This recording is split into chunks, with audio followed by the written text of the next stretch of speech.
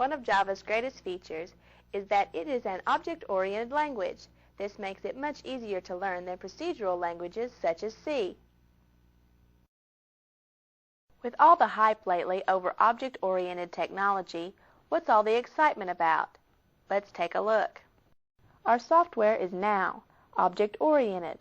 Acquire the latest in object-oriented programming tools. Object-oriented hairdryer now available.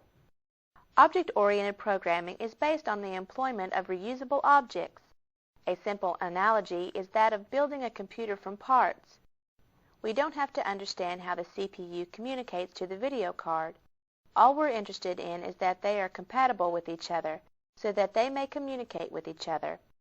Object-oriented programming works in much the same way. Our program will be made up from many self-contained objects, each of which has a particular role in our program, and all of which can talk to each other in predefined ways. A visual representation of an object.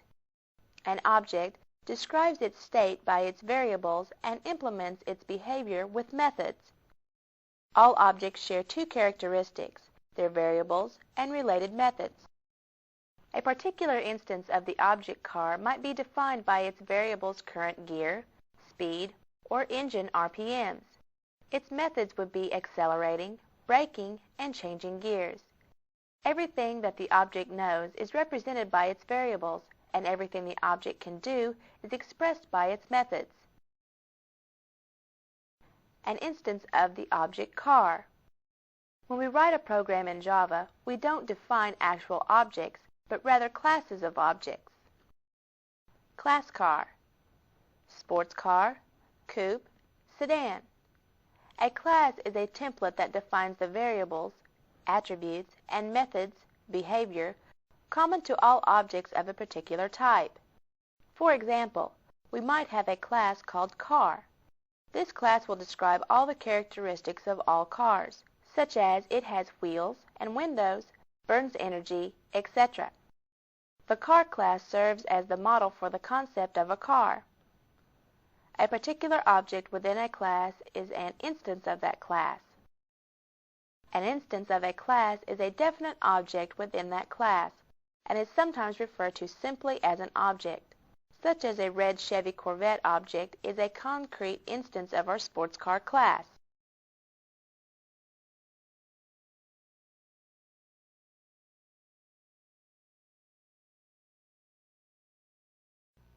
There are two main components to every class we write in Java, attributes and behavior.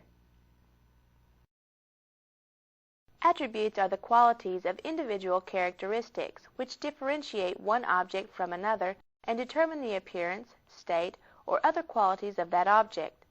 Behavior is the mechanism by which objects may do something or have something done to them. Let's apply these concepts to our class cars. The attributes of our class might include color, green, blue, yellow, manufacturer, Chevy, Ford, Chrysler, style, Sportster, sedan, coupe. Objects within classes are separated from one another by these attributes. These attributes determine the appearance, state, and other qualities of that object. Each of these attributes may be defined by an instance variable. While a class defines the type of attributes, an instance variable defines the attributes for a particular object. Each attribute of a class will have a corresponding instance variable. Changing the value of this variable changes the characteristics of that object. Instant variables may be constant throughout the life of the object or change as the program runs. Behavior is the mechanism by which objects may do something or have something done to them. In Java, we define behavior by creating methods. Methods are functions defined within classes that operate on instances of those classes. Methods may affect more than a single object. Since objects communicate with each other through methods, they may call on another class or object to initiate changes within their environment. In our car class, we could have a method which starts the car.